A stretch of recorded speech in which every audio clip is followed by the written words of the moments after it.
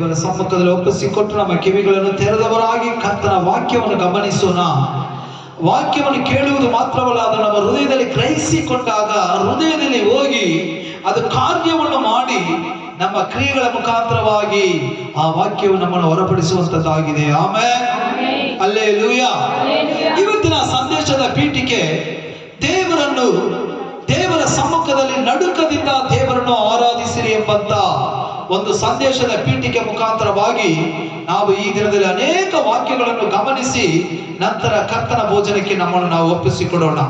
ಇಲ್ಲಿ ದಾವೀದನು ಹೇಳ್ತಾ ಇದ್ದಾನೆ, ಓದಪ್ಪ ವಾಕ್ಯನ. ಪರಿಶುದ್ಧತ್ವವೆಂಬ ಭೂಷಣದೊಡನೆ ಯೆಹೋವನಿಗೆ ನಮಸ್ಕರಿಸಿರಿ. ದೇವರ ವಾಕ್ಯ ಹೇಳುತ್ತದೆ, ಪರಿಶುದ್ಧವಿಲ್ಲದೆ ಒಬ್ಬರು ದೇವರನ್ನು ಕಾಣಲು ಸಾಧ್ಯವಿಲ್ಲ. ನಾವು ಪರಿಶುದ್ಧವಾಗಿ ಇಲ್ಲದೆ ಹೋದರೆ, ನಮ್ಮಲ್ಲಿ ಪರಿಶುದ್ಧ ಕಾಣದೆ ಹೋದರೆ, ನಾವು ಪರಿಶುದ್ಧವಾಗಿ ಜೀವಿಸದೆ ಹೋದರೆ, ನಮ್ಮ ಒಳಗೆ ಪರಿಶುದ್ಧವೆಂಬಂತ ಭೂಷಣ ಇಲ್ಲದೆ ಹೋದರೆ ನಾವು ದೇವರನ್ನು ಕಾಣಲು ಸಾಧ್ಯವಿಲ್ಲ. ಹಲ್ಲೆಲೂಯಾ. ಮೊದಲು ದೇವರನ್ನು ಆರಾಧಿಸುವುದಕ್ಕೆ ಪರಿಶುದ್ಧತೆ ಬೇಕೆಂಬುದಾಗಿ ದಾವೀದನು ಹೇಳ್ತಾ ಇದ್ದಾನೆ. ಪರಿಶುದ್ಧವೆಂಬ ಭೂಷಣದೊಡನೆ ದೇವರನ್ನು ಆರಾಧಿಸುವವರಾಗಿರಬೇಕು. ಪರಿಶುದ್ಧತೆಯನ್ನು ಹೊಂದಿಕೊಂಡವರಾಗಿ ನಾವು ದೇವರನ್ನು ಆರಾಧಿಸುವವರಾಗಿರಬೇಕು.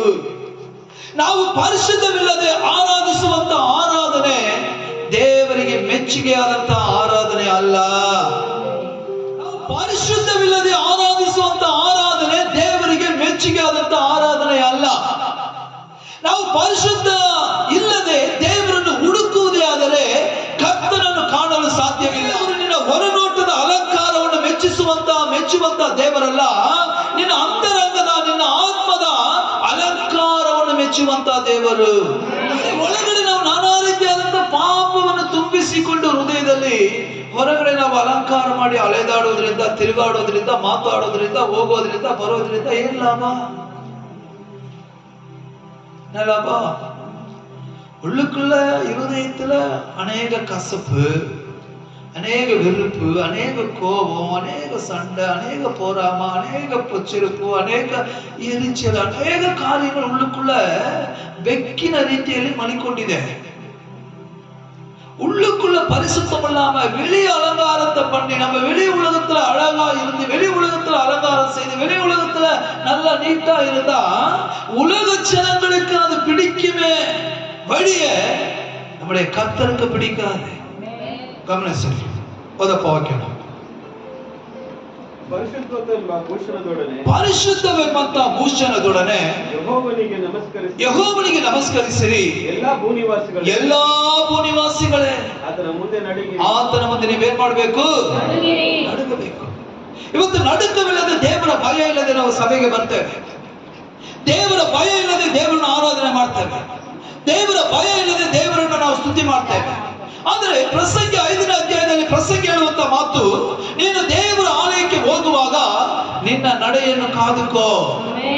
2 ಪುರಾತನ ಕಾಲ 13ನೇ ಅಧ್ಯಾಯದಲ್ಲಿ ಗಮನಿಸುವಾಗ ಇಲ್ಲಿ ದೇವರ ಮಂಜೂಷವನ್ನು ಎತ್ತಿನ ಗಾಡಿಯ ಮೇಲೆ ಇಟ್ಟು ಬೆಟ್ಟದಿಂದ ಆ ಒಂದು ಇಸ್ರಾಯೇಲ್ ದೇಶಕ್ಕೆ ತರುವಾಗ ಆ ಮಂಜೂಷವು ಆ ಗಾಡಿಯಲ್ಲಿ ಇಟ್ಟು ಅನೇಕರು ಸ್ತುತಿ ಮಾಡಿ ಆರಾಧನೆ ಮಾಡಿ ಆ ಮಂಜೂಷವನ್ನು ದೇವರ 10 ಕಟ್ಟಳೆಯನ್ನು ದೇಶಕ್ಕೆ ತರುವಂತ ದಾರಿಯಲ್ಲಿ ಈ ಶಬ್ದವನ್ನು ಕೇಳಿದ ಕೂಡಲೇ ಆ ಎತ್ತುಗಳು ಸ್ವಲ್ಪ ಭಯಪಟ್ಟು ಹಾಗೆ ಅಣ್ಣಾಡುವುದಕ್ಕೆ ಗಾಡಿ ಪ್ರಾರಂಭವಾದಾಗ ಇಲ್ಲಿ ಹುಚ್ಚಿಯ ಅಂದ್ರೆ ಊಸ ಏನ್ ಮಾಡ್ತಾನೆ? ಭಯವಿಲ್ಲದೆ ದೇವರ ಮಂಜೂಷವನ್ನು ಮುಟ್ಟಿದ ಕಾರಣ ಕರ್ತನ ಕೋಪ ಅವನ ಮೇಲೆ ಬಂದು ಸ್ಥಳದಲ್ಲೇ ದೇವರು ಅವನನ್ನ ಸಾಯಿಸಿದ. ಆಮೇಲೆ ಹುಚ್ಚ ಏನ್ ಮಾಡ್ತಾ ಇದ್ದಾನೆ? ಅಯ್ಯೋ ಮಂಜೂಷ ಬೀಳ್ತದಲ್ಲ ಎಂಬುದಾಗಿ ಅದನ್ನು ತಡೆಯುವುದಕ್ಕೆ ಹೋದ.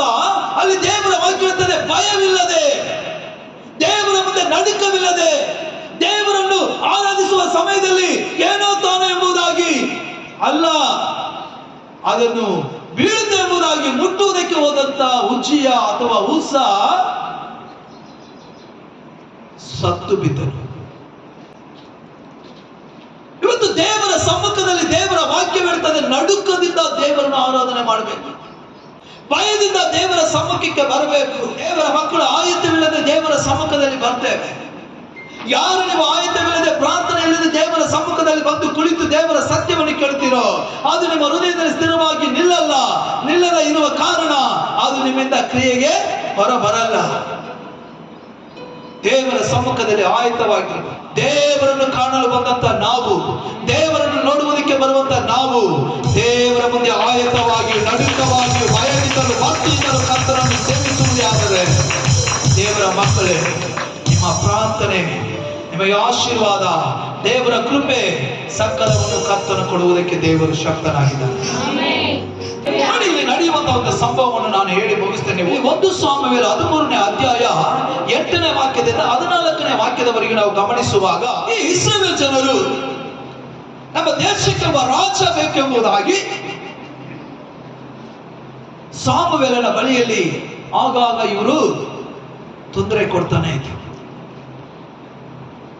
ಎಲ್ಲಾ ದೇಶದಲ್ಲೂ ರಾಜರಾಗಿದ್ದಾರೆ, ಆದ್ರೆ ನಮ್ಮ ದೇಶದಲ್ಲಿ ಮಾತ್ರ ನ್ಯಾಯಾಧೀಶರಾಗಿದ್ದಾರೆ. ನಮಗೆ ನ್ಯಾಯಾಧೀಶರು ಬೇಡ, ರಾಜ್ಯನು ಬೇಕು, ನಮ್ಮನ್ನು ಆಳುವುದಕ್ಕೆ ಒಬ್ಬ ರಾಜ್ಯನು ಬೇಕೆಂಬುದಾಗಿ ಇವರು ಸಾಮುವೇಲನನ್ನು ಆಗಾಗ ಕೇಳಿದ ಕಾರಣ ಸಾಮುವೇಲನು ದೇವರ ಸಮ್ಮುಖದಲ್ಲಿ ಮೊರೆ ಇಡ್ತಾರೆ.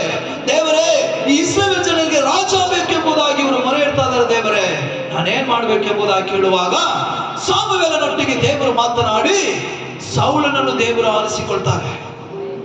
ಹಲ್ಲೆಲೂಯಾ.